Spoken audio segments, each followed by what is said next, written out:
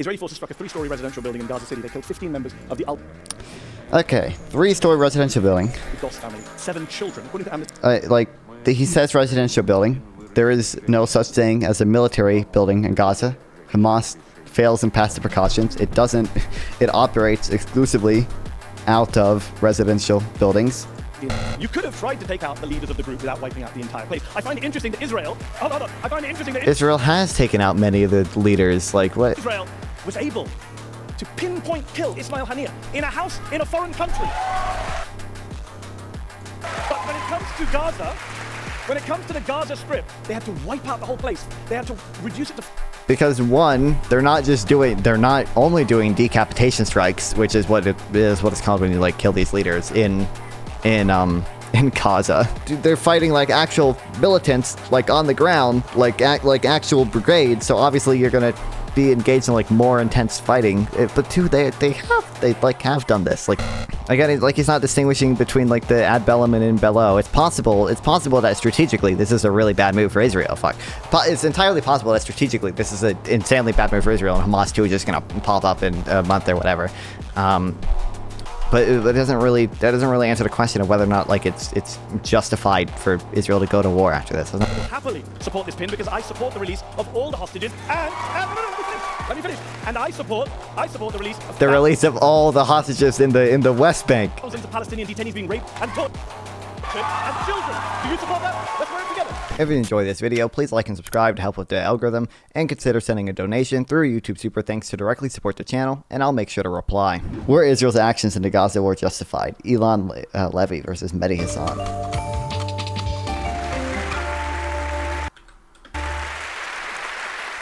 Welcome to Open to Debate. I'm John Donvan, and we are gathered for something remarkable here. A meeting between two men who disagree fiercely across an issue that has fiercely divided so many of us within families and on college campuses. And for that alone, for their courage in coming to the same stage, let us congratulate them at the outset, because we know how rare it is in our currently hyperpolarized culture for opposing viewpoints to be heard, spoken aloud, and in competition with each other under the same roof. But that is the essence of debate, and that is the value that we promote at Open to Debate. And so it is an honor to be here at New York's venerable Adler Hall, a crown jewel of the New York Society for Ethical Culture, where we cannot and we will not forget how the war in Gaza is steeped in pain and outrage and fear and anger. It's why this debate matters, and it's why it is natural to take sides, even necessary to take sides. But listening to the other side, which these debaters will be called to do with one another, and which I hope you will do as members of the audience just by being here, that may be a first step, at least in understanding how and why and exactly why we disagree. The question we have framed for this purpose, and that we will hear debated tonight, is this: were Israel's actions in the war in Gaza justified? Let's meet our debaters. Answering yes to the question, were Israel's actions in the Gaza war justified, I want to welcome Eylon Levy. There's multiple.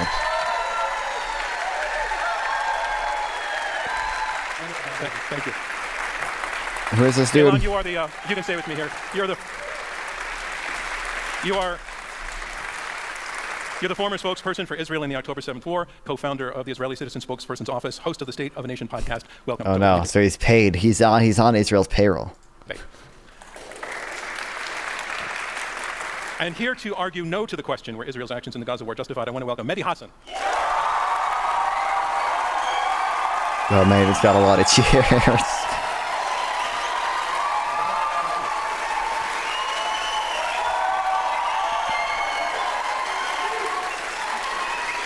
Mehdi, you are founder, editor-in-chief, and CEO of Zeteo, host of Al Jazeera's Head to Head, an award-winning journalist. Welcome to Open to Debate. Thank you for having me. Well, he's Al Jazeera, right? So he's on the Qatari payroll as well. Okay, we got payroll propagandists versus payroll propagandists. Awesome. And gentlemen, I don't know enough about Eylon Levy. I'm being a little uncharitable to Mehdi Hasan. I think Mehdi Hasan is okay. Each of you for being here tonight. Let's start it with a handshake, and then we can begin the debate. Glad to take this offline. Thank you. So let's get to our opening statements. We want each of you to take a few minutes to explain why you're answering yes or no to our question, were Israel's actions in the Gaza war justified? And when I say were, I just want to be clear, we chose that word to talk about Israel's immediate actions after what happened on October 7th up through today. It's everything. It's not this moment, it's not that moment, it's the course of things. Eylon, you are up first. Your answer to the question is yes. The floor is yours. Please tell us why. On October 7th, Hamas perpetrated an act of genocide against the people of Israel. Damn, he's got it Its memorized. death squads invaded with a clear mission: to massacre as many people as they could, as sadistically as they could, and to take survivors as hostages. Hamas had a strategy: to lure Israel into an urban war and generate enough suffering that the world would pressure Israel to leave Hamas alone to do it again and again. Hamas slaughtered 1,200 people on that day at a music festival and in their beds. They cremated little children. Don't you know? They perpetrated The burn babies. Oh, don't you know the IDF clearly bombed their own civilians that way too? Didn't you know? acts of sexual violence. They beheaded, tortured, and mutilated their victims, alive and dead, and they did it with glee. And then they took over 250 hostages, including little children, paraded them through the streets of Gaza to jeering crowds, hid them in tunnels and homes where they are being starved and tortured and raped and executed. It was the deadliest terror attack in world history after 9/11, the bloodiest massacre of Jews since the Holocaust, and the opening shot of the Iranian regime's... I don't know if the bloodiest massacre is used since the Holocaust thing is true. I've never looked into it, but I'm pretty sure. Argentina, Jews killed. I'm pretty sure it wasn't there. Jews. Massacre? Only 85 people? Regional war against Israel on 7 fronts. At this point, Israel faced a choice, as Hamas immediately threatened to do it again and again until Israel was destroyed. To do nothing, or to do something. Both would have consequences. Doing nothing meant letting Hamas get away with October 7th, leave it free to do it again and again, only this time with thousands of dangerous terrorists released from jail and with its popularity skyrocketing. That's not an option. Doing something meant targeting Hamas's terrorists in accordance with international law in order to dismantle their ability to wage war and live out that threat to do it again and again. That was the choice that Israel faced after October 7th. Now, after October 7th, that campaign to bring Hamas down and bring the hostages home was the only moral response. Hamas exists for the sake of war, and for the sake of peace, it must go. Let me explain Israel's strategy. Israel's strategy is to get civilians out of harm's way so that it can target Hamas's terrorist infrastructure. But don't you know they bomb the areas after they tell civilians to leave? Have you considered that one? What's the funny, is it pose 27? That's the funny pose or whatever? Under their feet. Hamas's strategy is to keep civilians in harm's way so that it can use them to shield their military infrastructure. Israel left Gaza in 2005 and never wanted to go back, but Hamas seized power 2 years later, started firing rockets at our cities, and rigged Gaza's urban landscape. Israel's like buying a $1 house in Detroit and not like in areas who try to kill everyone else. Localist, I thought you were bored by geopolitics. You even have an opinion on Israel? They booby-trapped tens of thousands of buildings. They started firing rockets at our homes and our towns from inside their schools and their hospitals. In response, Israel's actions are to target Hamas's terrorists and to take unprecedented efforts to keep their civilians safe from their own leader's sick strategy to sacrifice them on the altar of jihad. That's why it keeps repeatedly urging them to get out of harm's way from Hamas' stronghold and flooding the area with over 1 million tons of aid, because it keeps saying this is a war against Hamas, not the people of Gaza. Now, the suffering of my neighbors in Gaza... I forgot. We need to read into the aid thing. We'll do it at some point. It's horrific. I blame their psychopath leaders for launching this war, fighting it inside civilian areas. He clearly has less people on his side than Mehdi Hasan does. Release the hostages and surrender. Now, tonight's debate is about whether Israel's actions in the war in Gaza are justified. In a context in which I hope we can all agree, none of the enemy's actions are justified. Because we are fighting a jihadist army that has as much... I don't know, there's some like weird. I'm sure Mehdi Hasan will bring up some of the things with the food trucks. There's some weird things with the data for the food trucks that I've seen. Well, one, it should be mentioned, like Israel did do its whatever complete siege on Gaza after October 7th, immediately after October 7th, until they contained Hamas back to the Gaza Strip. Hamas and other militants back into the Gaza Strip, because remember, Hamas broke through the fucking barriers on October 7th. And I don't think they ever...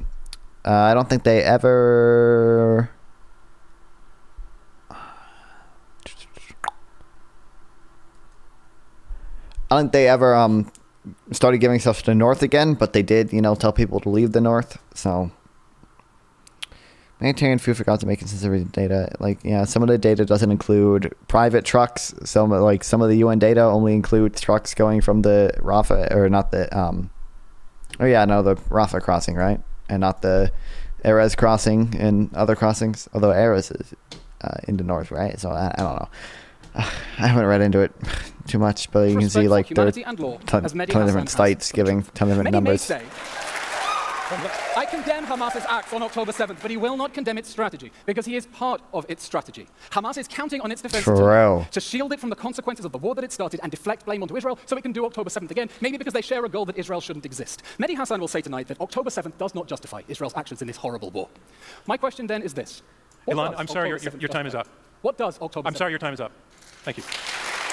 Mehdi?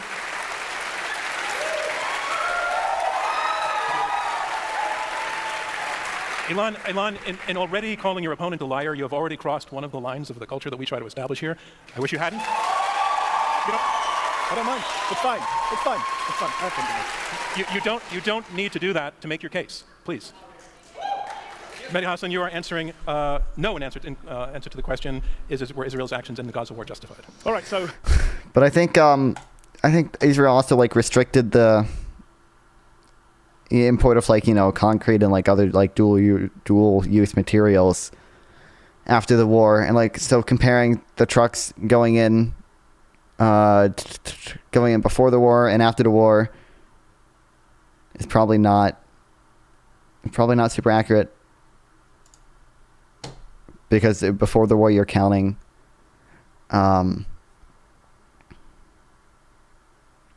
like the importation of concrete, which has not taken since the war, is my ladies and understanding. gentlemen, the question: were they justified? Were the actions justified? And it would be great if you didn't feel the need to respond to the personal attack. It'll waste We'll time. decide when we get there, John. Were they justified?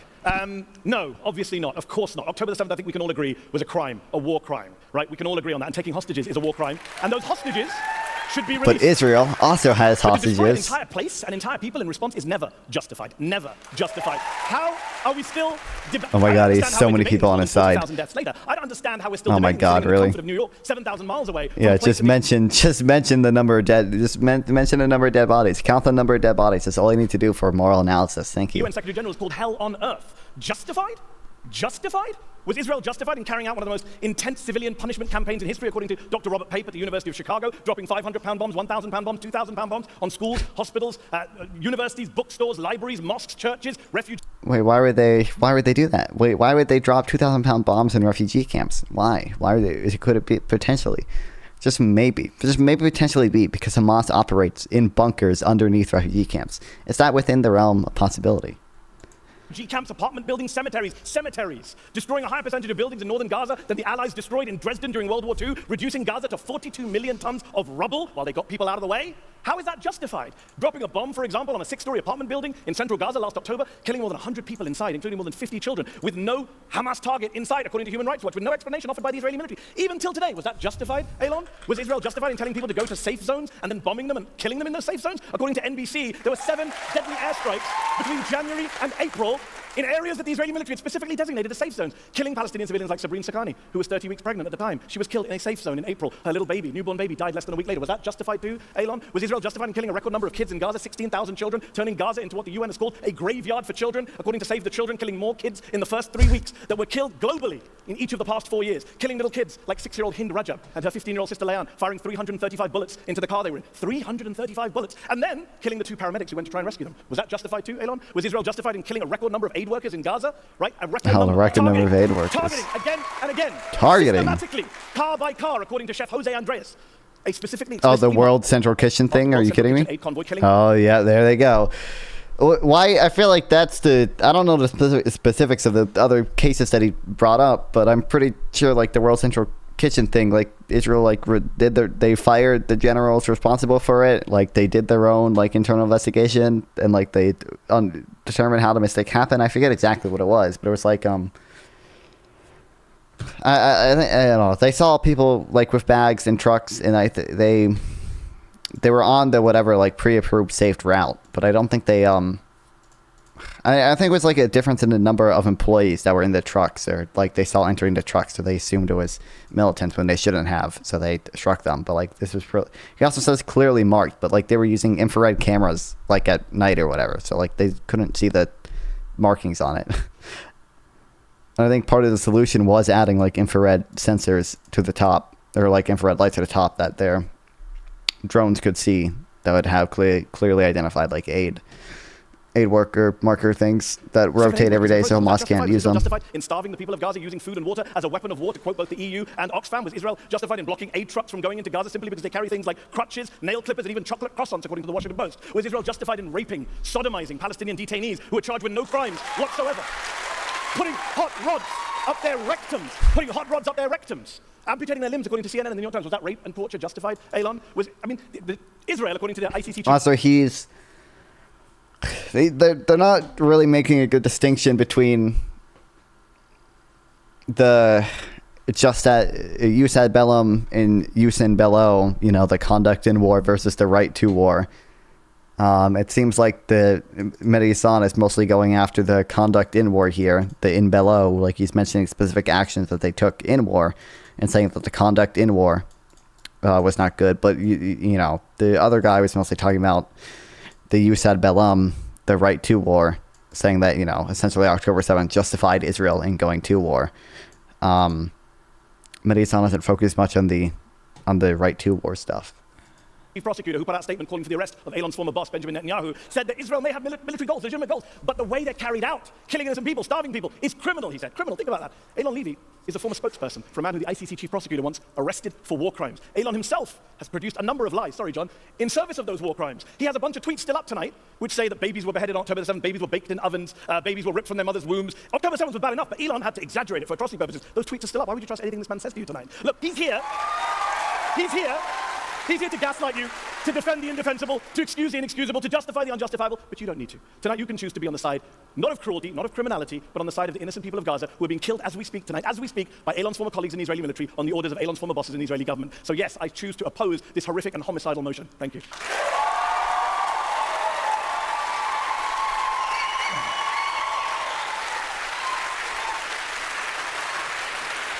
So we're going to have a discussion that's a little bit looser in format. But the first thing I want to say to each of you is, this mutual urination contest is not helping us understand the principles involved. All right, you think boo, boo, boo. Untruths? You think he tells untruths? You don't need to keep hitting. They won't let it be a blood sports debate. That point, I hope, to make your argument. And again, it's not what we're about. Eylon, I heard you in your opening statement say that the only moral response was for Israel to try to take Hamas down and to get the hostages home. I heard your opponent say that the manner in which it's happening is just enormous overreach with enormous consequences for an enormous number of people that he would certainly say, and I think a number of others would agree, are innocent people, not all of them, but some of them, and that represents an unjustifiable response. What we're talking about, it seems like, is proportionality. And I want you to address the issue of proportionality. This has been calculated in a number of ways. People have said that, as you said, it was the worst terrorist attack since September 11, 2001.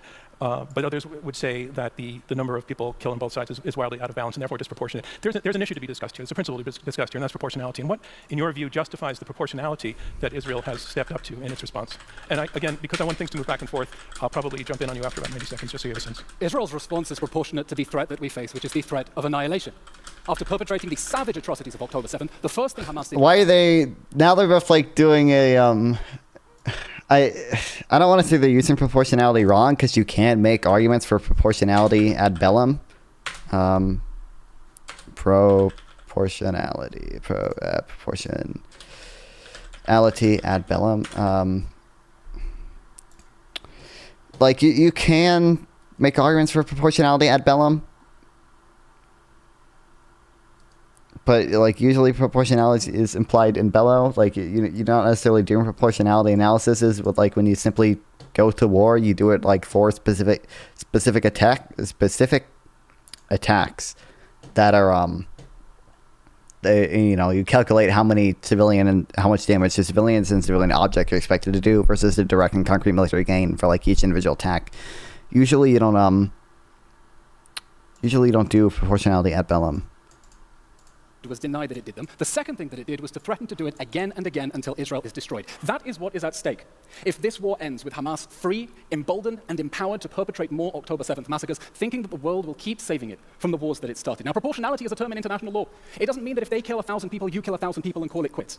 It means that for each strike, the anticipated collateral damage, the damage to civilians, cannot be excessive. to the anticipated military goal. And your argument is that that has been the principle Israel has observed? Every military expert who has observed Israel's military efforts, including just recently in the Times, the Deputy Supreme Commander of NATO, has said that Israel is fighting in the most complicated urban battlefield that the world has ever seen, and he's satisfied that its rules of engagement and standard procedures are at least as rigorous as the UK and other Western allies. That's the former Deputy Supreme Commander of NATO. Mehdi. So I actually want to agree. I want to agree with something Eylon said.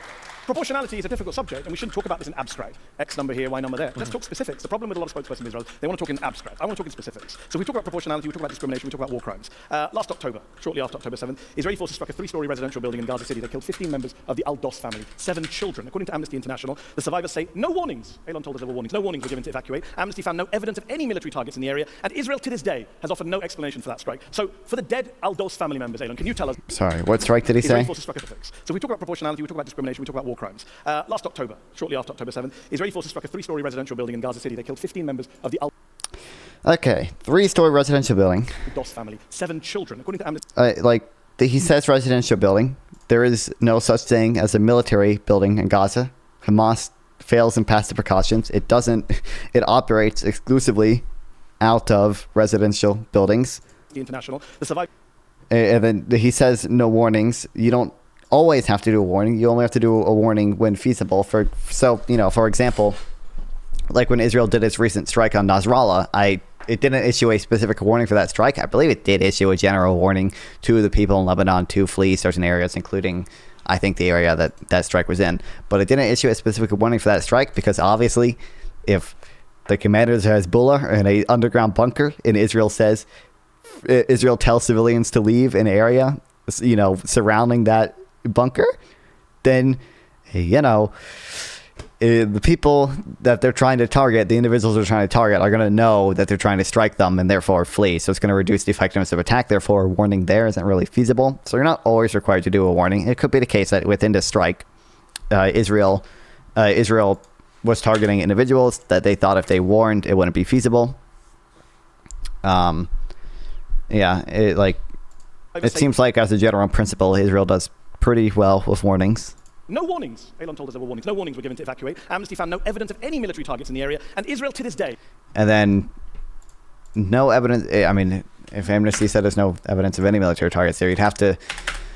These are all examined based on the reasonable expectations of the commander at the time. They're all examined ex ante. So, you'd have to show that Israel did not have good reason to believe that there was a lawful military target there at the time. You can't do that just based on saying that there wasn't anyone there. You'd have to show clearly, again, Hamas operates out of a residential building.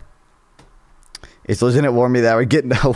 I would say you mean bitches. I don't know if you do believe say it. True.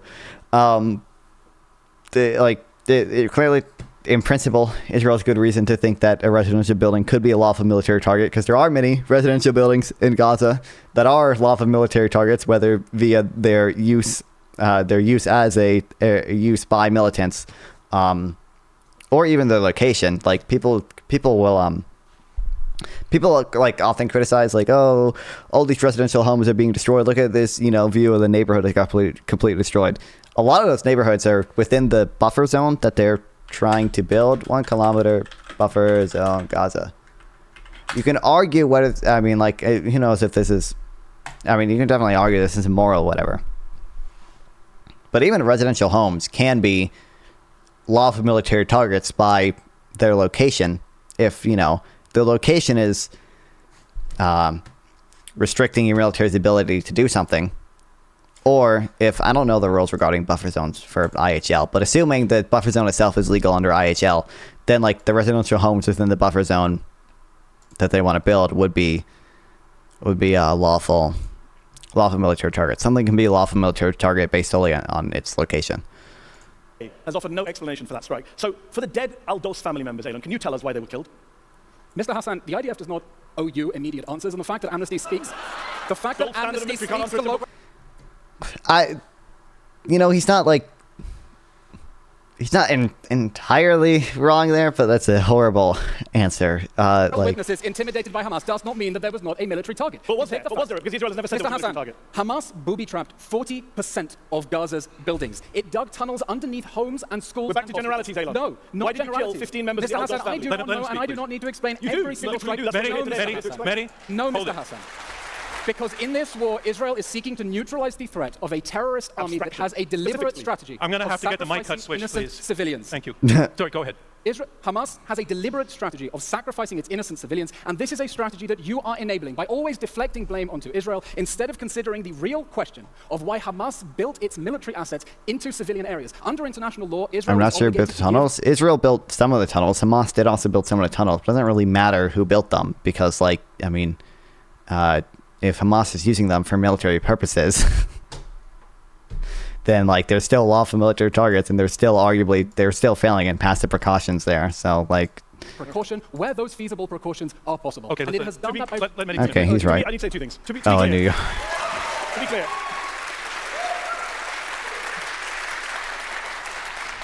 15 people were killed, 7 children. You were spokesperson for the Israeli government at the time. Israel has never given an explanation. When you say I do not need to explain myself, you literally do. You were the spokesperson for the government that committed a war crime, and you came to a debate tonight to defend war crimes. So you literally do. Number two, you'll notice, John, how Eylon quickly went to abstract generalities. Let's That was kind of a good one for Mehdi Hasan there. talk specifics. Let's talk about tunnels. I think it's abhorrent to hide tunnels under civilian targets. I wish they didn't do that. But when Oh Israel my shoots God. children in the head, 3 American dollars. Oh, okay. I thought he was gonna bring up Israel's military, military headquarters, which has tunnels under it. Even though, like, this is like obviously command and control centers are often built underground, but this is built like directly under a separated military facility. It's built within. Obviously, I think the military headquarters itself is within Tel Aviv, but it's not enough for using human shields. It's not just like it's in a densely populated city at all, or in a city at all. Like the fact that the Pentagon is in D.C. that's not evidence that the U.S. using human shields. It's very different from Hamas intentionally building tunnels. God damn it! Intentionally building tunnels under all specifically civilian areas to shield themselves from attack on the basis that the civilians above them are going to have to be factored into any proportionality analysis when targeting their military infrastructure. God damn it! This would be a really good article to read, but I don't know if we can. Full article text. It's just not true. Is flooding tunnels allowed, or would that be no? Flooding tunnels is not even close to genocide. I don't know why you would think that, unless we can imagine a case would be part of genocide, obviously. Like, we could imagine if there were a ton of civilians hiding in the tunnel and you specifically flooded that tunnel to kill the civilians with the purpose of killing the civilians to bring about the destruction in whole or in part of the population there. But flooding tunnels on its own has nothing at all to do with genocide. No, that's clearly lawful destruction of a lawful military target. Like, went to Gaza. Dr. Fayaz Sidwa, Dr. Irfan Galaria, and a Jewish American doctor called Dr. Mark Perlmutter. All of them came back at separate times. Said children were brought into hospitals we were in with gunshot to the head, sniper shots. Perfect. Exact targets. There is no tunnel that justifies shooting toddlers in the head. Israeli side. Well, you can tell us why. You can defend that. Mehdi, forgive me for going abstract, but I do want to go to some principles here. So you are listing a number of specific incidents that you feel cumulatively add up to a very, very much an overreaction. War crimes, John, not an overreaction. War crimes. All right, well, the war crimes. Not so much in the abstract, but what would have been an appropriate response to what happened that would not cross the lines of proportionality? It's a good question. It's a great question. Give them a state. One is, I'm not someone who has ever, and you can look at my record on this, whether it's the UK, the US, both of my countries, I'm American, British, I've criticized targeted assassinations, even by the US and the UK. I'm the loser, and people in New York... Oh, ecocide. Do you mean ecocide, or do you mean... the tunnels, I don't think the tunnels have anything to do with growing crops, so I don't know. I assume you just misspelled genocide. Did you actually mean ecocide? I don't think it would fall into that, no.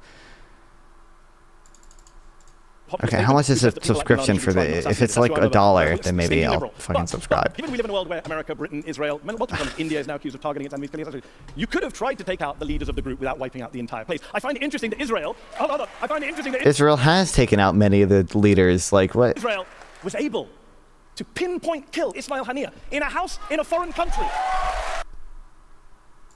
But when it comes to Gaza, When it comes to the Gaza Strip, they had to wipe out the whole place. They had to reduce it to... Because one, they're not only doing decapitation strikes, which is what it's called when you like kill these leaders in Gaza. And they're fighting like actual militants, like on the ground, like actual brigades. So obviously you're gonna be engaged in like more intense fighting. But two, they have done this. Like they have done they have done targeted strikes against people in like Mohammed Daif in Gaza, against they just did it against people in Hezbollah, Nasrallah, and a few other people. Like what? 42 million tons of rubble. And one final point. Yeah. I don't know why he would assume just because Israel killed one person without any collateral damage that it means every single leader could be killed without collateral damage as well. And I guess again, they're not just doing like these type of decapitation strikes. They have to fight a whole ass war. Like, Eylon, they're not your neighbors. They're people you occupy. Just to be clear. True, a good one. Owen. I'm hoping you'll let point number 2 slide, and please take on point number 1. But Mehdi's saying that there would have been moderators tried his best. More appropriate, that he also feels would have been within the capability of the Israeli military. What's your response to that? Notice the general pattern of argumentation we're seeing here. Gosh, October 7th was terrible. Hamas shouldn't have done that. Gosh, Hamas built tunnels under schools and hospitals. It shouldn't have done that. The question is what Israel may legitimately do once. No. That's not the question I asked you. No, but I'm explaining. It's what you did. His response, what you did. And Mr. Hassan's response is, well, if Israel could take out a terrorist leader thousands of miles away who wasn't expecting that he could be targeted, surely it can reach the terrorists who are hiding inside a bunker, under a hospital, probably surrounded by hostages. People can't behave Hamas true. rigged the battlefield. Hamas rigged the battlefield to shield its military assets under civilians, and it left Israel with no option of getting to those leaders. Okay, no option, no other option. No option is what your opponent is saying. So first of all, as we've discussed, and I'm here all night, Eylon can take his time, they killed 15 members of the Doss family, 7 children. We can continue this at the reception afterwards if you want. I'll happily ask you, why did the government that you served in kill 15 innocent people in an apartment building? Hold on, this is very important, because there's no evidence Hamas was there. He's not trying to make that Mehdi, claim. just in the interest of time, you've asked He doesn't. Does he? When he says there's no evidence Hamas is there, I gotta look this shit up. Okay. It's become a rhetorical. At the reception afterwards if you want. I'll happily ask you, why did the government that you served in kill 15 innocent people in an apartment building? Hold on, this is very important. And then okay. Mehdi, just in the interest. Israel kills 15 people. Apartment building. Iran reportedly drafting military alliance bill for resistance axis. Iranian parliament is reportedly working to build a formalized military alliance between all parties of the resistance axis. Iran, Syria, Yemen, Hezbollah, Hamas, Islamic resistance in Iraq. The bill outlines the creation of joint military operations, unified infrastructure, coordinated.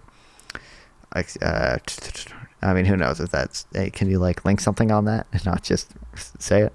Crucially, it obliges the parties to provide military and humanitarian aid if a member is attacked by Israel or the U.S.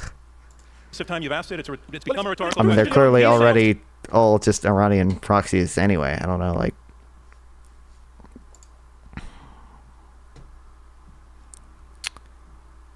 15 people killed, 2,200 injured Israeli strike in a residential apartment in Khan units. I don't know if he said the one in Khan unit, but like what? He's saying there was no. When he says there was no other option, what is your response to that? Well, no one in the world agrees with that. That's why Israel's become a pariah in the world, because even so they have no what? Who has no agency? Even Joe Biden, the most pro. Even Joe Biden. I already answered that question. Even Joe Biden, the most pro-Israel president of my lifetime, who has backed Israel with weapons and arms, has gone on the record saying too much indiscriminate bombing. You've killed too many innocent people. Even the people on your own side say you're killing too many people, Eylon. But you do not accept that. Oh, if Joe Biden said it, he must figure out I can't go against it. I can't go against my buddy Joe Biden.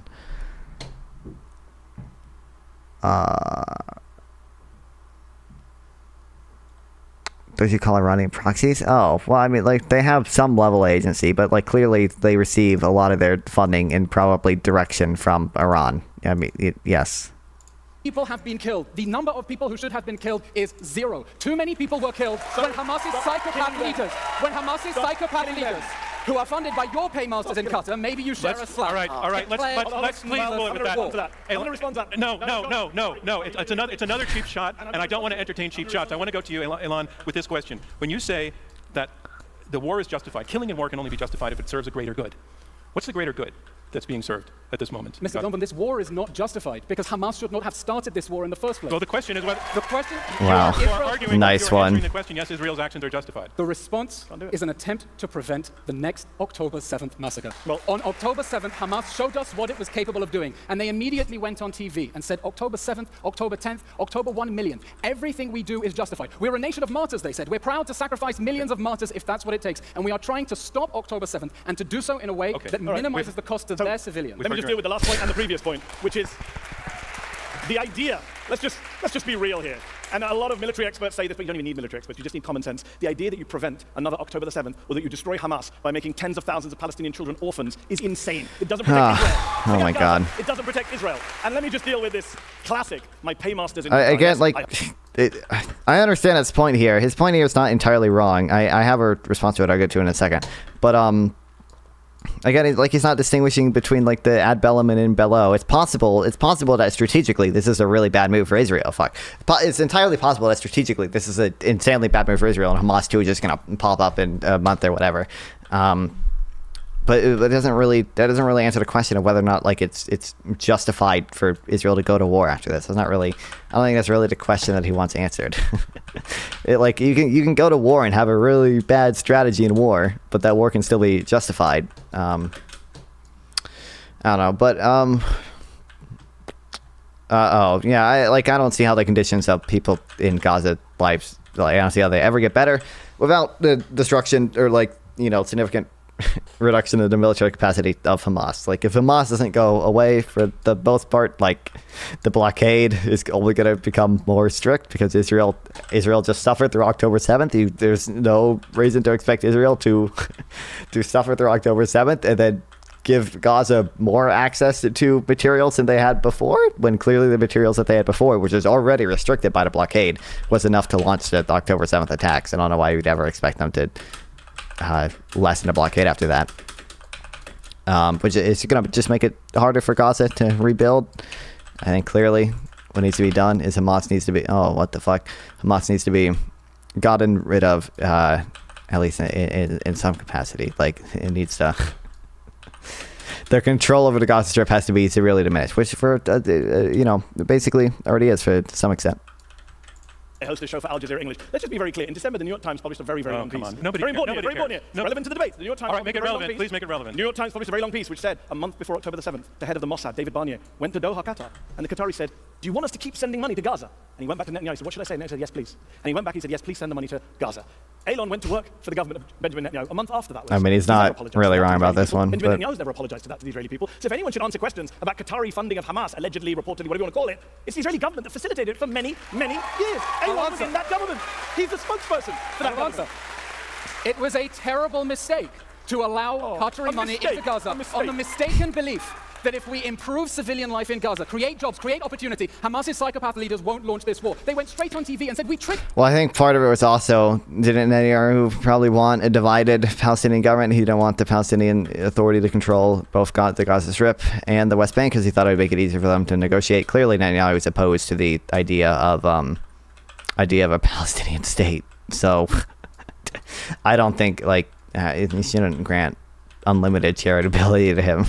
The Israelis. We made them think that we were concerned about the civilians in Gaza, all the while we were taking that money to build the tunnels and the weapons and the rockets we are firing at Israel. If we had known, Mr. Hassan, what Hamas was going to do on October 7th, perhaps we should have started a preemptive war to eliminate that threat before they could have burned the semen of children alive on October 7th. But we didn't. Okay. Hamas tricked us, and we won't Time out. repeat the same mistake again. Time out. Going to take a little bit of a 10-second breath and slightly lower the temperature, but only slightly.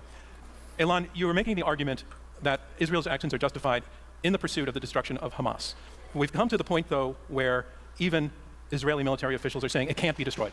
Therefore, what happens to that argument that the justification is the destruction of Hamas if it's an organization, a movement that can't be destroyed? Of course Hamas can be removed from power, just like ISIS was removed from power. ISIS is now a terrorist organization that is trying to blow up concerts in Austria. It no longer controls territory the size of Austria. Following this war, we cannot allow the Hamas terrorist regime, one organization is a terror regime and a terror army, to regroup, restock, rearm, and keep shooting rockets at our towns while it is still holding civilians. It is a regime that must be removed from power because we know exactly what it wants to do if given half a chance, and that is to do October 7th again and again. And Israel's war, Mr. Hassan, I'll yield the stage to you and ask you, eliminating the Hamas terror regime, removing it from power, a legitimate military objective, yes or no?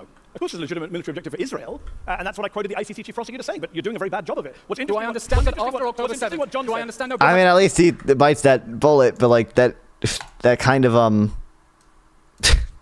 that kind of undermines his point earlier. Like before, when he was asked about like does Israel have just cause for war, he just resorted to the conduct in war, not like whether they actually had just cause. And now is he finally admitting that Israel does have a just cause for war. I guess his issue is just that the conduct. But also, I don't think his issue is just with the conduct. I think his entire position is that is that this war would never happen if Israel wasn't occupying Gaza. Qassam Brigade took responsibility for terror involving mass shootings in Jaffa before Iran's latest salvo in Israel. They do not care about terror inside Israel proper, which can cause constant death. What? I want to clarify and understand we're on the same page. You want to clarify the guy who can't No, answer I why he want to killed 15 understand that civilians we are on the same page. Do you agree that I'll answer after your question October when you answer 7th, mine. it was legitimate for Israel to remove the Hamas terror regime in order to prevent another October 7th? It's a yes or no question, Mr. Hassan. No, it's not. It's a loaded question. I'm going to say it was legitimate for Israel my God. to defend its citizens inside of Israel. It's not legitimate to occupy Was it Palestinian territory legitimate? for decades on end. Wait, to defend its citizens inside of Israel? What does that imply? Is he implying by that they can't enter the Gaza Strip to do anything, or is he implying that Israel can only seek that objective in the Gaza Strip? I think that is the objective Israel is seeking in the Gaza Strip, but obviously he would disagree with that. But. And let me answer. Can I If I answer can- what you came if I can rebut, let me answer may I? John's Yeah, question. Let me answer Eylon, John. you've had Let me about answer- 2 or 3 minutes in a row. You Go asked ahead, a very please. interesting question of Eylon. You pointed out that he keeps saying, notice the sleight of hand. You said that he said, and he said it many times, not just here, Hamas should be destroyed. When you asked him, Israeli military experts in general say it can't be destroyed. Notice what Eylon said? He said, remove from power. Quickly move the goalpost there. Because he knows that Hamas can't be destroyed by these means. In fact, the former head of Israel's Israel military, said from let me the finish very my point. beginning. The former head of Israel's military, who was a member of Netanyahu's war cabinet, he said earlier this year, quote, anyone who says you can destroy Hamas is telling tall tales. So it's not me calling Eylon Levy a liar. It's the former head of the Israeli military. Mr. Hassan, from the beginning, Israel has said that its goals are to remove Hamas from power and dismantle its ability to wage This is war not again good. and to live up its threat of repeat October 7th. And that is why I ask you, after October 7th, was it legitimate for Israel to remove Hamas from power in order to eliminate the threat? The Israeli, why you did what? Why you're using evidence? All you said is that Hamas or the Al-Qassam brigades took responsibility for a terror attack in Israel proper. How is that evidence that Israel doesn't care about terror? Israel doesn't care about terrorism in Israel proper. Of repeat October 7th? Yes or no? Very simple answer. Israel has the right to defend its citizens in its territory. It doesn't have a right to be an occupier. It doesn't have a right to. Let me finish the point because you think they're your neighbors. In its territory. The Court of Justice says Gaza and the West Bank yeah. are occupied. They've been occupied every day since 1967. You did not withdraw in 2005. You blockaded. I'd like to explain, what the purpose here is And of the legal fiction. And I've already answered the question, Eylon. I made the point that even if I was an Israeli general trying to destroy Hamas, killing thousands of innocent people only helps Hamas. Every terrorism expert in the world says you're a recruiting sergeant for extremist groups when you go and kill innocent civilians. Mr. Hassan, whether So true. You know what the ultimate position, the ultimate Chad position is just say, well, either one, just say the ICJ is dumb. And two, just take the ultimate Chad position of, yeah, Gaza is occupied. What about it? Occupations can be lawfully created in self-defense, and then occupiers have a right to seek legitimate interest within the occupation. That's the Chad position, and it's supported by UN Resolution 242. Even UN Resolution 242 supports this because it ties the withdrawal. What the fuck? It ties the withdrawal from the territories occupied by Israel to recognition of Israel by the Arab nations and a just and lasting peace. Therefore, the occupation could not possibly be described as illegal because the first obligation of a state taking part in illegal actions under international law is to cease the illegal action. No negotiations, whereas UN 242 specifically says that the withdrawal must be linked to negotiations. Therefore, even the UN supports that the occupation was lawfully created in a war of self-defense. Whether this war Time out, Eylon, time out. I have a question for whoever wants to jump on it. Is Israel's war in Gaza making Israel more secure? When this That's war an began, entirely Hamas had a separate fearsome question missile arsenal that from rained the thousands of Justice at a war, by the way, but I don't know if he lists the 3 reasons. missiles on our cities. I had to keep running into a rocket shelter. Israel has now eliminated the threat of rocket fire from Gaza. It has cut off its smuggling routes. It has destroyed its missile silos, and it has destroyed Hamas's weapons capabilities. That alone has made us safer and makes it easier to sleep in our beds at night. Three quick things. Number one, the Israelis went to Supreme Court recently and they were having an argument in Israel Supreme Court and they put in the official filing that we do not control Gaza. Even after all this time, Hamas is still in control of lots of parts of Gaza. So they say the honest stuff when you're not looking. Number two, I interviewed Eylon recently, former head of Shin Bet, former Israeli admiral. He said very explicitly, Israel will not be safe until we give Palestinians freedom. This is his words, not my words. And number three, I'm glad you had a bomb shelter to protect you because the al-Dalou family in Gaza did not have a bomb shelter. Wow, nice. Wait, whoa. Why don't they, Mehdi Hasan? Why? Maybe, why don't they give why doesn't Hamas give some of the tunnels that they use to civilians? Like, isn't that more of an indictment on Hamas? That's an indictment on Hamas, that Hamas doesn't build civilian bomb shelters and Israel does. Like, clearly, this does not help your point, brother. Brother, this does not help your point. Brother, it's just showing that the moral character of these two nations is very different. Oops. Another question, we have not yet talked about the hostages, and we should. Is Israel's action in Gaza is it for the benefit of the hostages? Absolutely. Israel is fighting to bring the hostages home while Hamas is starving and torturing and raping them. We managed in November, because Hamas was being clobbered and it wanted a breather. They released nearly half of the hostages. We've sent in special forces to rescue hostages in raids my opponent has condemned. Israel is fighting to put the military pressure on Hamas to release the hostages. He killed civilians. To release the hostages. And the reason it doesn't want to release the hostages is that it knows that the longer this war goes on and the more suffering it generates among its own people in Gaza, the more it advances its own goal of isolating Israel. And Mr. Hassan, it pains me that you do not seem to realize the role that you play within Hamas's strategy when you deflect blame onto Israel. Never demand any accountability. Never demand any accountability from the Hamas regime. When you know that honestly, that's self-done. Hamas knows some more civilians died if they fail to protect. I know, yeah, literally. On this war, if you wanted to let the hostages go, you should tell of all the nonsense you've said tonight. Hamas What's up, Hey Cloud9? Welcome back. Untrue things you've said tonight. This is the big one. So apparently, if you want a deal to end the war, you're enabling Hamas's strategy. No. That's what you just said. No, I'm enabling Hamas's strategy. But you have systematically undermined every leverage Israel has to bring hostages. You know who's undermining? Stop pretending Can I to answer care the about the question? hostages. Of the two of us, hold on. Of the two of us, whose strategy is release more hostages, mine or yours? Because I supported a ceasefire. And we got, hold on. Our strategy. Your strategy is to give cover for Hamas's war crimes. Let him finish, please. True. Mehdi Hasan isn't totally wrong about this one. Like, obviously, Israel probably could have released more hostages if they had, loosened their terms for a ceasefire deal and, just accepted a ceasefire deal closer to Hamas's terms. But, clearly they have a better or stronger, longer term interest in not having a ceasefire that is super favorable to Hamas. Why has it been lazy the past few years? True. To admit they prioritize hiding militants in bomb shelters over civilians is just something that you never be able to torch out of me if I was a diplomat. Yeah, nothing from Israel's strategy can work without genocide. So true, dude. Hostages were released last November in the pause, in the ceasefire deal. A lot of Israelis wanted that to continue. Hostages' families wanted that to continue. Yes. Netanyahu, can I finish my answer? Netanyahu said no. In fact, I interviewed Zahiro Moore, whose uncle Avraham Munda was horribly killed in Gaza. Zahiro Moore, by the way, was arrested today. He's been arrested and attacked by the Israeli government that Eylon served in multiple times. He said to me, Netanyahu and the government that Eylon was part of, always choose the wrong way. Ever since October the 8th, everything they do is directed at not getting the hostages back. That is the plain truth. That is the nephew of a hostage. They don't want you to hear about the hostages. Eylon and people like Eylon use the hostages as political pawns. The hostages' families are standing on the streets of Tel Aviv opposing the Netanyahu government, calling for a ceasefire, calling for a deal. They don't like Eylon Levy. They don't support Eylon. Mr. Hasan, how many hostage rallies have you spoken at? How many hostages' mothers have you embraced and hugged them and told them, I will hit you, whatever you do. I was at Central Park. I was at Central Park last Sunday at the rally for the hostages. You were not. Mr. Hasan, you really care about the hostages. Man, oh my God, what the hell? If you want to show them you care, you're welcome to the moderator is not happy, dude. He really does not like these personal attacks. All right. Willie put it on. Willie put it on. Let's see. So, put it on. Show them you can. Wow. Can't believe it. Can't believe it. I tell them I will do whatever it takes to help you get your kids home. Show them you care and stop trying to exploit the Eylon, allow him to respond. You've got your bit of stagecraft. Please take it.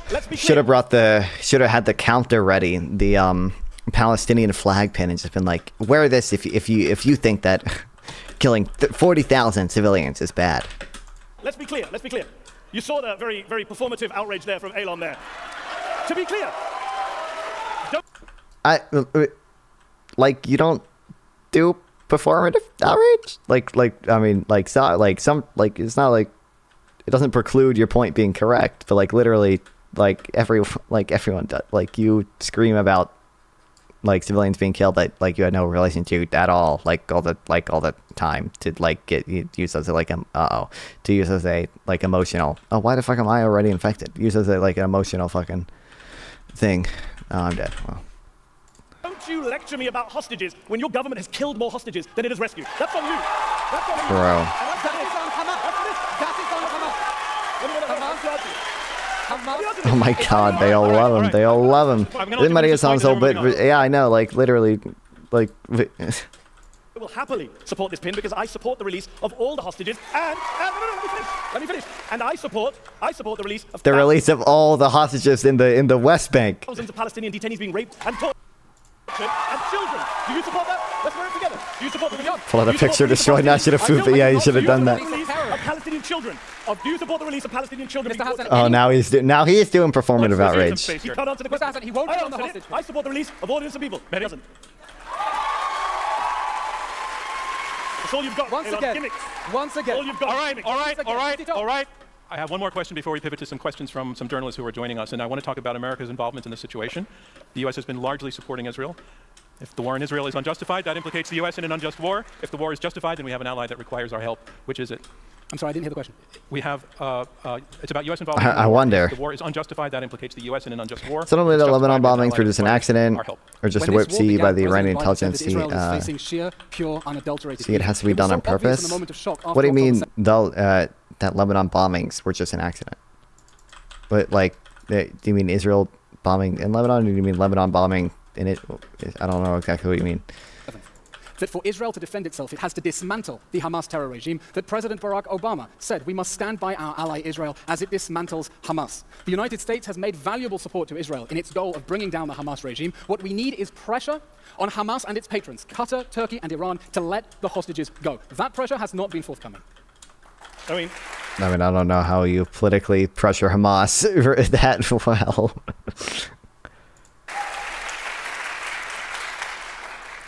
You really build a path of military confrontation. And mass death is really effective way to get Israelis to safety. You must consider escalation due to Iran's involvement. Oh my God, there's too many Chavezes. It can make at some point in life Israel proper, unbearable for most. I don't think. I mean, clearly, I don't think Israel is intentionally engaging in mass death like you probably do. I think clearly diminishing Hamas's military capability is probably going to make Israel safer, at least in the short term. But it's a bug phone that had bombed them. I don't know. I don't believe it was an accident, and the Iranian intelligence didn't know that the phones had bombs in them. I think they knew. Do you mean bomb? I haven't heard about phones. I know the pages had bombs in them. What intel groups are familiar with. Speaking of attacks, have you seen the video of the Gaza guy who escaped the West Bank only to get hit by? Yeah, I know. Yep, I have seen the video. Of the Palestinian in the West Bank who is originally from Gaza that got killed by one of the Iranian missiles after a shutdown. So horrible video. Horrible. Yeah, I should be laughing about it, but it is funny that they only managed to kill a Palestinian. On stage, Gershon Baskin, who's Israel's most famous hostage negotiator, he WhatsApped me and said he's got a deal, 3-week deal on the table with Hamas that Hamas has agreed to release all the hostages and end the war. He says it's with Netanyahu, the ball's in Netanyahu's court. So when he keeps going about hostages, tell him to speak to his former boss to agree to a hostage. Gershon Baskin is the negotiator. Mehdi Hasan performed outrage. That's why he asked Benny Morris about the transfers in built-in Zionism 10 times. I would imagine. As for the United States, it is tragic to me as a citizen of the United Kingdom and the United States. I'm assuming my two you meant 10 countries have times armed Israel as it carries out what the ICJ has called a plausible genocide, No, as it arms a prime minister.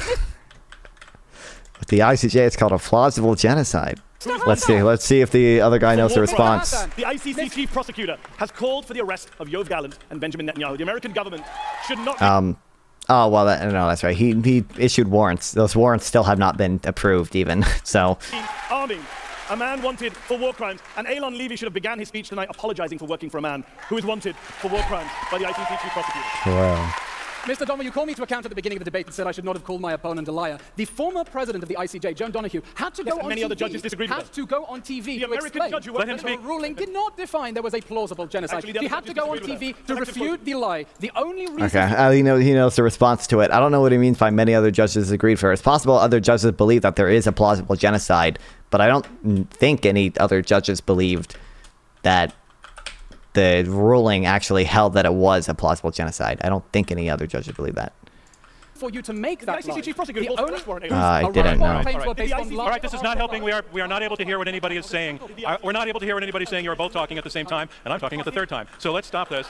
I have a question for each of you before we pivot, which I want to ask you if you can answer without attacking one another. And I'm also curious. Yeah, it's not going to happen. 20 seconds, because we're just curious. Each of you came to this debate, and by your decision to participate, we know, we saw on social media that both of you were attacked by members of your own camp for being even on the stage with somebody who's holding the opposing view. But you showed up anyway. Eylon, why did you show up? 15 seconds. Because Iran, the Palestinian nationalists, and their allies are waging a war of misinformation that has one purpose. They want to destroy True. Israel. And they think it will be much easier to destroy Israel if they convince the world that Israel deserves to be destroyed. A full campaign of the most ridiculous lies to try to convince good, ordinary Americans that when they're ready to pull the trigger and massacre us once more, they should stand to one side and say, well, the Jews had it coming. And I'm not willing to allow that to happen. You recall the question? Sorry? Okay. Just a 20-second answer. Yeah. I mean, look, I believe that what is happening in Gaza, the killing of 16,000 children, the genocide in Gaza is the great moral tragedy of our time, the great crime of our time. And I will go almost anywhere and take a stage with almost anyone to try and bring that war to an end and convince people that the war needs to end now. Can we get Mehdi Hasan on Nonfon stream? Can it happen? Can it happen? Can I add something? No, we have to move forward. All right, we're going to bring in some other voices now. We have some journalists. We have 4 journalists who are each going to ask one, I hope, very short question. They should never have audiences, no exception. I can understand that. Oh, what the fuck? Yeah, maybe, dude. The cheers there, so the area for a so long dumb time, and annoying. particularly about the situation now, and they are certainly not monolithic in their own views. I first want to go to Peter Beinart. He's a journalist who's written for Time, The New York Times, The Atlantic. He's former editor of The New Republic and editor-at-large of Jewish Times. Peter, if you can stand up. There's a microphone, I believe, in the aisle for you, and ask your incredibly short question. Thank you. Eylon, you suggested that the goal of the war was to depose Hamas from power. But on October 11th, Benjamin Netanyahu said the goal of the war was to destroy Hamas. On October 12th, Yoav Gallant said, the defense minister said the goal was to wipe it from the earth. Because I think they understood that even deposing Hamas would not necessarily make Hamas less of a fearsome threat. The Taliban didn't become less of a fearsome threat to the United States once they stopped holding power. Saddam and his forces didn't become less of a fearsome threat once they no longer held power.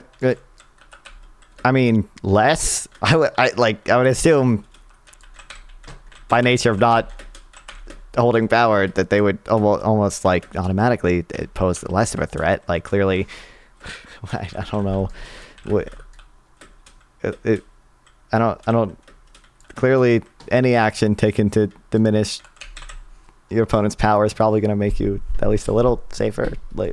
They recognized that winning this war meant destroying Hamas. And yet your own former colleague, Daniel Hagari, the IDF spokesman, said it's not possible. To be clear, I'd like you to be on the record. Do you think it's possible to destroy Hamas, or were Netanyahu and Gallant wrong? I believe it is possible to remove the Hamas terror regime from power. Whether leaders used belligerent rhetoric that exaggerated the goals of the war. No, look, Hamas needs to be destroyed. It's an idea. Some ideas deserve to be destroyed. And whether that idea is destroyed or not depends on the lessons that the people of Gaza take from this war. Will they conclude that terrorism is a dead end, that their leaders have repeatedly led them into disaster after disaster as part of their forever war against the Jewish state in any borders whatsoever? You should have seen when I was playing Dress to Impress, Maida. I stopped playing Dress to Impress because I was really bad at it.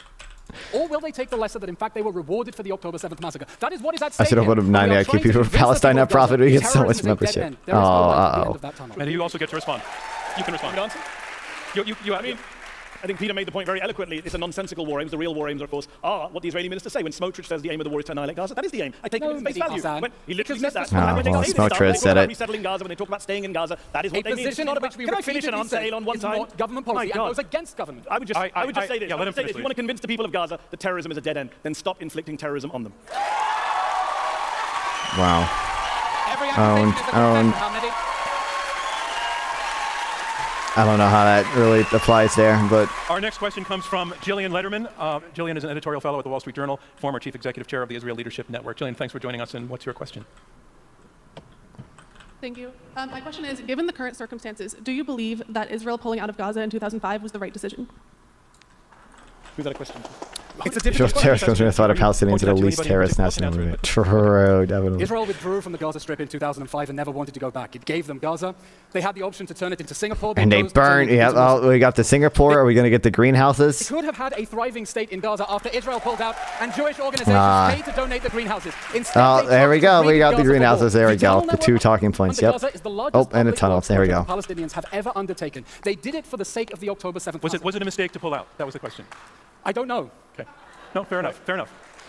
Simple answer is, of course, Israel did not pull out of Gaza, as the ICJ has pointed out just recently. Gaza is occupied territory. Let me put it very simply to you. What Maybe, dude, I have not. Maybe I should read that ICJ ruling. Like, it seems totally against precedent to me to declare that Gaza is still occupied or whatever, based on the Congo v. Uganda place, like precedent. Like, clearly the fact that October 7th happened, I think, illustrates that Israel probably did not have effective control of the Gaza Strip, even by the effective control standard. And the effective control standard, I don't even think is really the proper standard for evaluating things. I think the effective control standard was it's like literally a case of like the world being biased against Israel. It seems like this effective control standard has only ever been applied to Israel. Yeah, I think like the actual standard should be the substitution of the lawful sovereign, which Hamas is not even recognized as the lawful sovereign of the Gaza Strip. Like, nobody, some countries don't recognize Palestine at all. And a lot of other countries only recognize the PA as the legitimate authority. As far as I know, literally not a single country recognizes Hamas as the lawful sovereign. So if anything, Hamas is the occupier because they're occupying a territory that's rightfully controlled by the acid rain, by the Gaza is occupied by Egypt. Not really true. By the PA, like. Hamas literally is substituting the government control of the PA. They are the government of Gaza. They control all the social services. They control everything in Gaza. Well, I shouldn't say everything in Gaza. A lot of the things in Gaza, when they are not the lawful sovereign.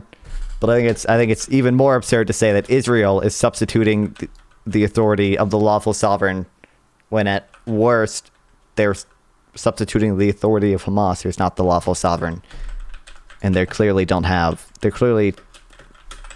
not substituting too much of the control if October 7th was able to happen.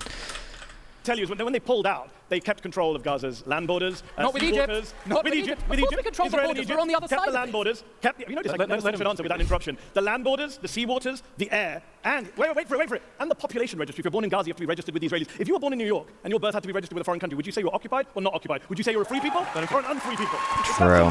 That's the only standard. Israel ended the occupation of Gaza in 2005. Then why did you keep the population? Let me interrupt you. Hold it. We are done with the interruptions. It's just destructive. So you go. I wonder, is this by Michael Schmidt? It's not by Michael Schmidt. Where's my man?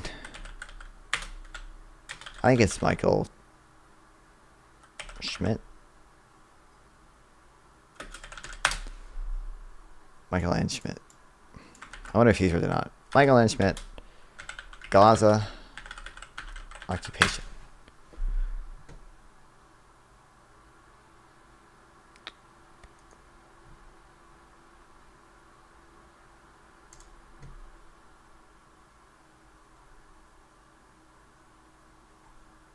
This is not him, but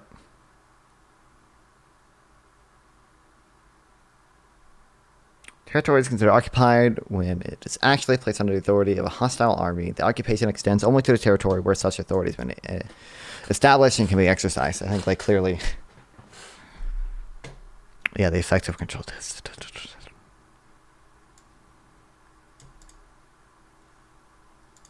The population registry isn't an interesting question because Israel runs it in cooperation with the PA as part of the Oslo Accord. Hamas is free to run its own population registry because it has effective control inside Gaza. Under international law, occupation requires the effective control of territory. Everywhere in the world, it is understood to mean boots on the ground. And the only reason to fabricate a new standard to say that just because Israel doesn't allow Hamas to build an Ismail Haniyeh International Airport means that it is occupied is as part of a campaign to try to make Israel responsible for civilians. Whatever Michael Schmidt says, I agree with. He's the only international law expert I trust.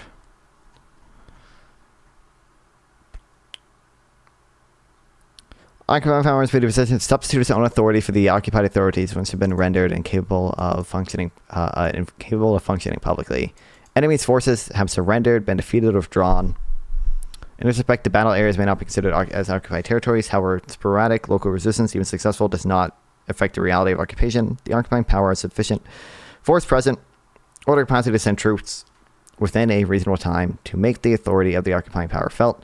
A temporary administration has been established over the territory, and the occupying power has issued and enforced directions to the civilian population. Okay. in Gaza, so Hamas can take the Therefore, if resources. Israel of enters the Lebanon territory and stays for a period not necessitated by immediate combat operations, should be considered occupying Gaza, which, like, you could argue it is now.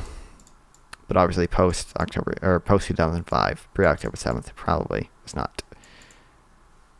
Eylon, we're losing sight of the respond to question. this briefly, very briefly. Eylon, a moment ago, you all heard him proudly quoting the former president of the ICJ. The ICJ literally, the other day, said Gaza is occupied. But Eylon and I went to the same university. We did the same degree. He didn't do law. He's not a lawyer. The ICJ says Gaza is occupied. It's over. The debate's over. You lost that one. No, that's not the end. That is not the end. Because a base...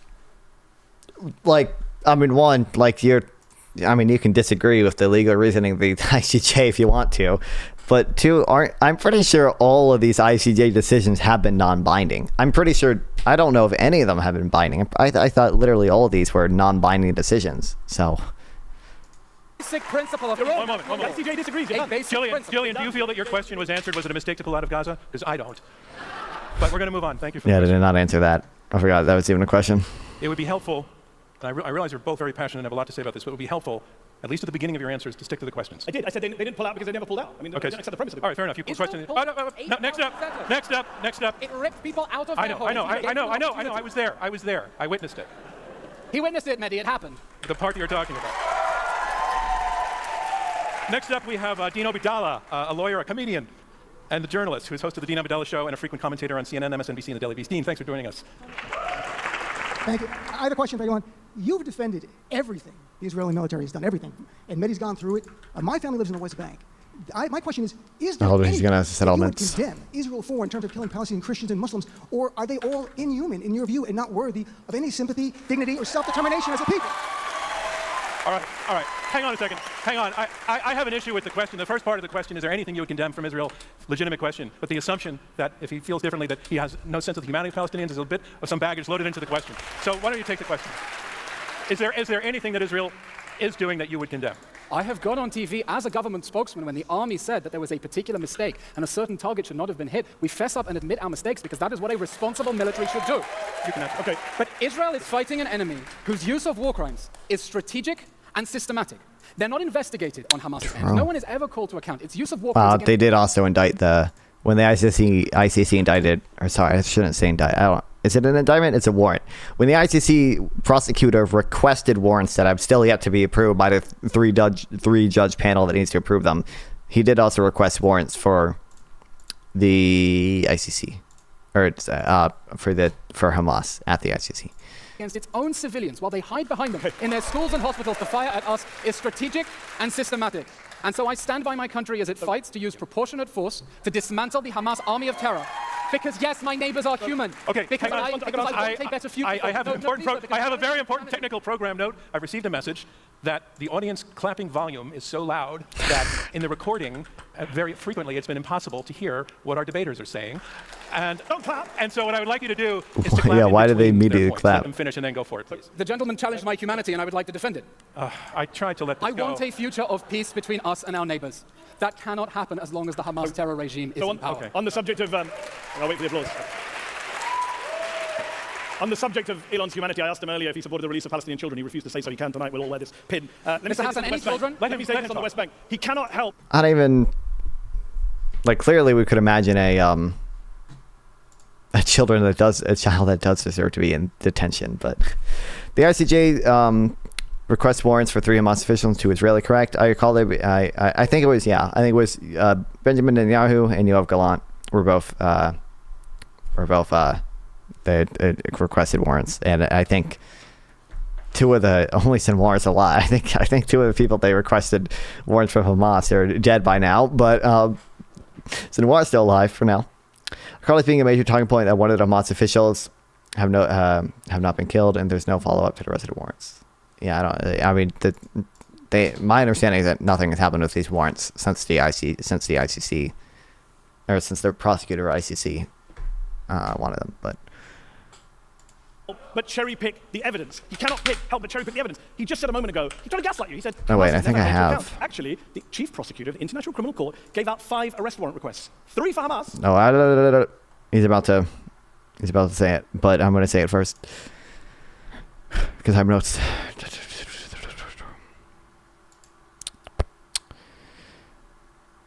Oh, I was not even mention. Fuck. But yeah, it's 3 for Hamas, 2 for Israel, Netanyahu, and Gallant. 2 for Israel. I support all of those arrest warrant requests. Do you? Do you? Mr. Hasan. Do you? It's a yes or no question. Every single line. It's a yes or no question. Every single Do you line. support accountability for all of them? Absolutely, but you and what Do you army? support arrest Because warrants for you- Netanyahu? Wait, now we can't You hear and what everybody. army? Do you support arrest warrants for Netanyahu? No, Mr. Hassan, because Okay, every so only single okay, line, sorry. every single line in the request Some for of us are arrest consistent. warrants Wait a minute. by the prosecutor We can't of the hear ICC is based on lies, like the allegation of starvation, impossible to reconcile with over 1 million tons of aid that have are entered literally Gaza 69 since the start of this war. going in right Aboard now. more than That's a lie. 52,000 Gaslighting. trucks. 52,000 69 trucks right now. What the fuck? These are some. He's in a fucking essay, dude.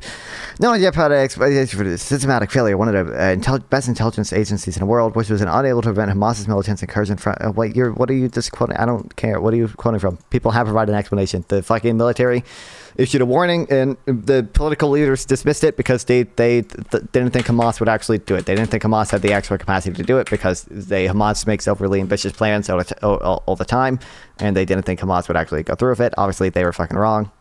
69 trucks. According to who? Trump passed Kamala in betting odds today? Damn. Who are they Who should we quoting? believe? 15 aid Who are they agencies quoting? or you and Netanyahu? Mr. Hassan, who are they Who should we quoting? believe? Mr. Hassan, 15 aid Mr. Hassan, agencies or you? These aid agencies are quoting UNRWA. The aid Do you agencies are believe that Hamas. UNRWA's statistics are accurate? Yes or no? Actually, no. they're Excuse not. me, wait a minute. Wait a minute. Is this helpful? Yes, for some, okay. Well, lies need to be stopped. I would just like to ask you to take turns Okay. and I'll wait. not talk at the same time. They ain't doing You're that. doing worse at waiting. Get better. Over 1 million tons of aid. Now, according to Mr. Hassan, I don't know what double-digit number he quoted, comes from UNRWA. UNRWA's own dashboard on its website says that this is an incomplete Oh, true. register Yes, of data. thank you. That Yes. it cannot monitor all the cargo going in. Israel is monitoring it. UNRWA is undercounting it by a factor of 10. That's how you get to the True. bizarre statements like imminent famine in Gaza, because the IPC review committee said that that assessment was based on... These don't automatically preclude each other because distribution is a big problem. There may be enough aid entering Gaza, but obviously the distribution of that aid to everyone who needs it is a big problem. Sometimes it gets stolen when they drive the aid to UN warehouses. Hungry Palestinians just go up to the trucks and steal food from the trucks before they even get to the UN warehouse.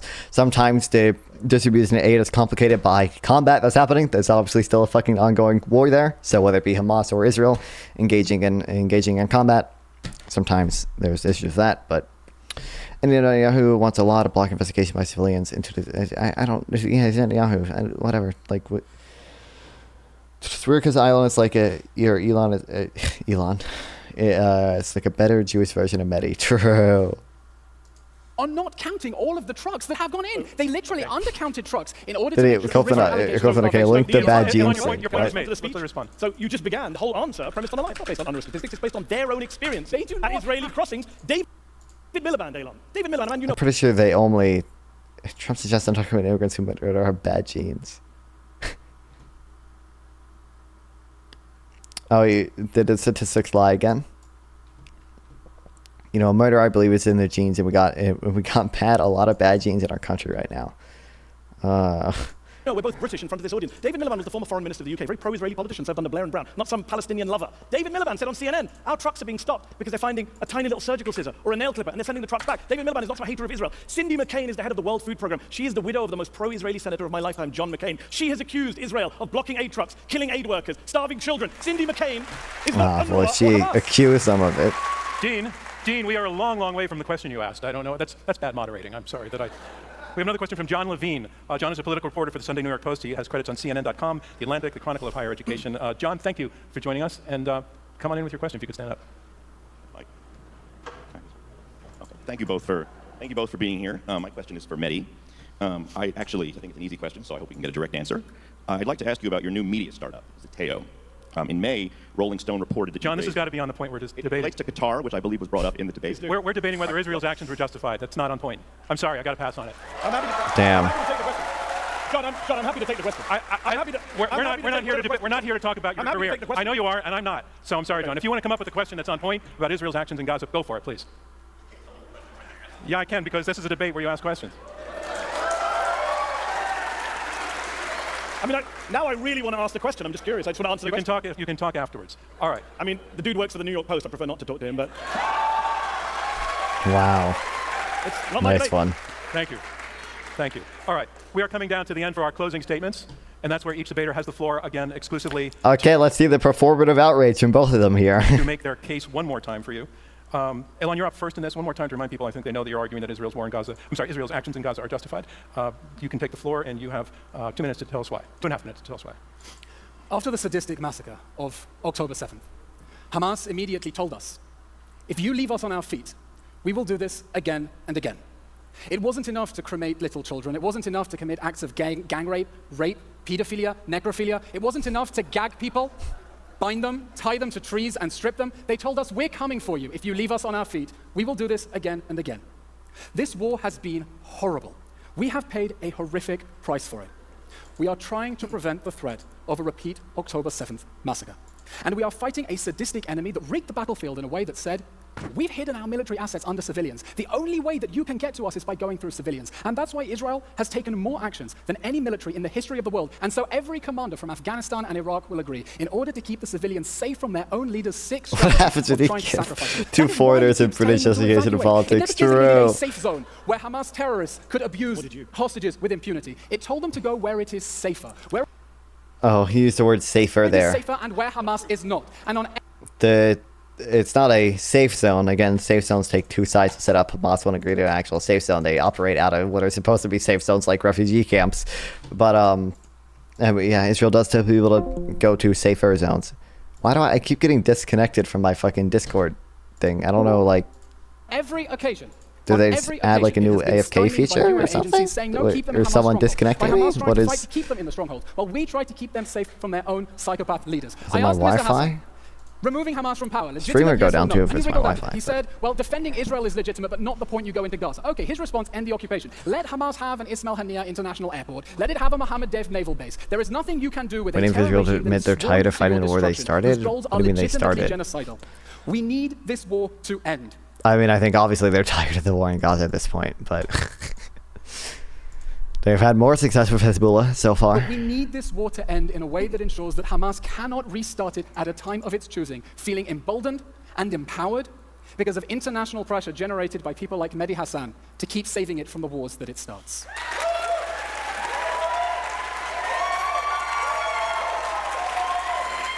And I just need to say it. And Mehdi Hasan, you have the final word in this debate one more time. Your the Gaza war? Actions in the Gaza yeah, war I don't know if I would say that was started by Israel. It's clearly like Hamas is the one that invaded on October 7th, right? And then Israel obviously responded to that.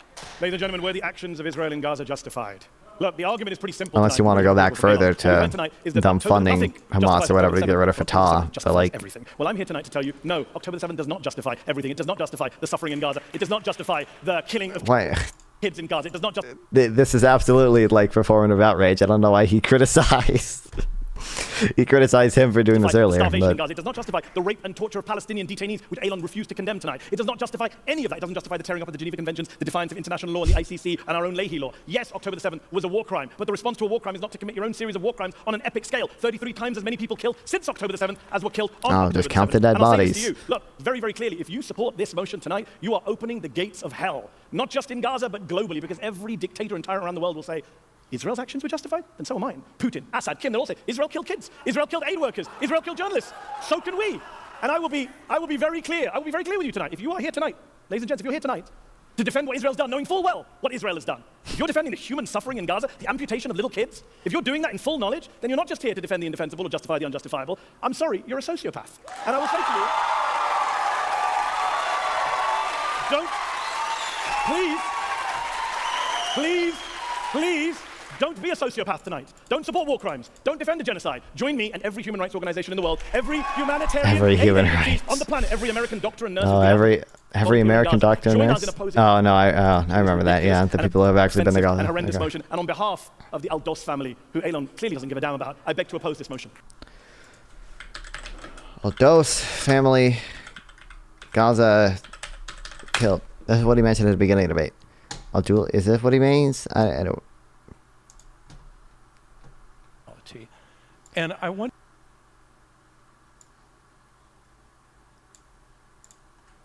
Those family 15 members, including 7 children, were killed in an Israeli airstrike.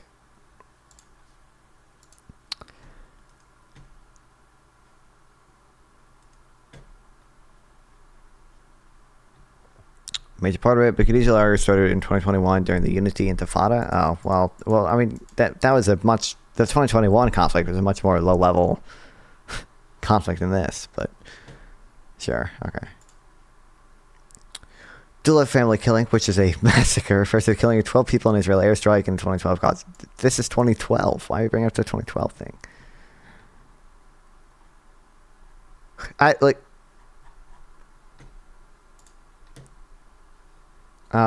This was Operation Pillar Defense. I don't know if he has. What was the relative risk ratio for the 2012 war? I don't know if it's on here. Here, let me open it.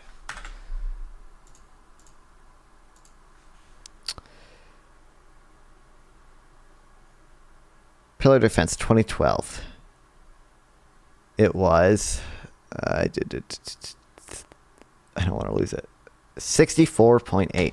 That is a really good relative risk. So like even if I like accept this was a massacre or whatever, like really like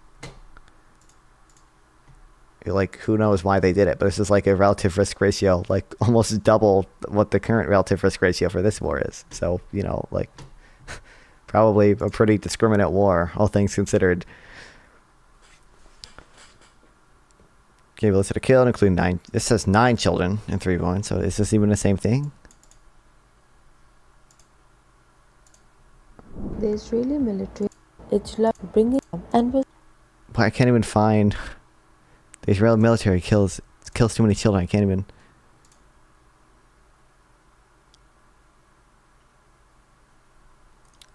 Can't even tell what strike he's talking about.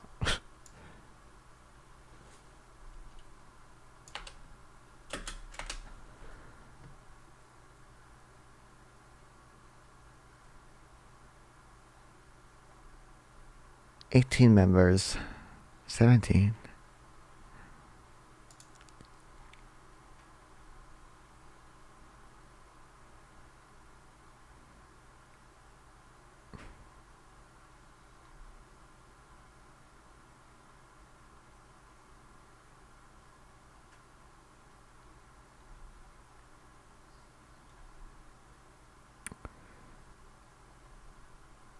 $14 people and dozens more wounded in the attack. Is it? I don't think it's this. This was in Lebanon. Didn't he say? I think he said in Gaza. Okay, I like maybe even if like I assumed, even if I took Mehdi Hasan fully for granted that this was a absolute indiscriminate, or not even just indiscriminate, if this was absolute purposeful massacre of 15 civilians, like overall the war had a relative risk ratio like 68.4. So like overall this was a really discriminate war. Like it's just a bit convenient to me that the 2021 skirmish began, that the Palestinian Islamic Jihad began coordinating a plan on attacking Israel by Israel's own words, which is what you're in the making. Just happened after that. Okay. I am curious. Did anybody have their minds? Did anybody have their minds changed tonight by anything they heard? Wow. All right. Thanks. John Levine. Awesome. So Fire here's debate. the thing. The reason I turned down John's question, we really try to preserve the integrity of what a debate is supposed to be, and it's supposed to be about the question, and it's supposed to stay on the question, and it's supposed to avoid personal attacks. But you came all this way, and Mehdi would actually, it seems, like to answer the question, so go for it. This is an extra. In the pay of Qatar. Eylon accused you of being in the pay of Qatar earlier. You took objection to that. I'd like you to be able to dispel that you're taking any money from Qatar by confirming that you're not taking money for Zateo for Qatar. Is Qatar funding Zateo? Yes or no? It's a great question, John, because you work as a media correspondent for the New York Post. No, I'm answering your question. Patience, we waited for you. You're a media columnist for the New York Post, were you not? I'm a political reporter for the New York You Post. were at one time a media columnist. You should read the Washington Post interview that I did literally when Zateo was founded. And Jeremy Barr, an excellent reporter, slightly better one than you, he asked me that question. Wow. And I said, no, we haven't taken any money from foreign governments or foreign citizens. Every investor in Zateo is an American citizen, has nothing to do with Qatar. So nice try, better luck next time. I'm not like. What, do you think it's gonna change my opinion on anything? Like, I'm not gonna take the word of like people who don't want to go fight in Gaza over like all the other like reading I've done. Like, I'm sure like what's happening in Gaza is horrible. I understand why they don't want to go to it. Say like, that they often feel branded as traitors. By the way, since we're all in the spirit of asking questions, how do you feel about taking money from the racist Rupert Murdoch every day? All right. All right. Distraction of playing a stupid video game on video while a video interview is playing. Also for unnecessarily speeding up the audio. Epic fail, kiddo. Sorry, my brain is 10 levels above yours and can multitask whilst listening in 2x speed. Get owned. All right. I regret taking that question. What is their they don't want to what do you mean? A return to fighting Gaza, or they were fighting in Gaza before? Is that what it is? I regret that times this debate failed to be high-minded by two people whom I otherwise respect. And I want to say that concludes our debate. I want to thank our debaters, Eylon Levy and Mehdi Hasan. We appreciate that you did show up and that you at least talked, maybe not to one another, but at one another vigorously and vociferously. And in fact, you were listening to one another, if only to counter, but you were listening to one another, and I think that's progress. And I want to thank all of you in the audience for being here and being open to debate. And I want to thank all of the journalists who joined us as well for moving the conversation in a more interesting direction. So that is a wrap on this debate. We're open to debate. I'm John Donvan. We'll see you next time.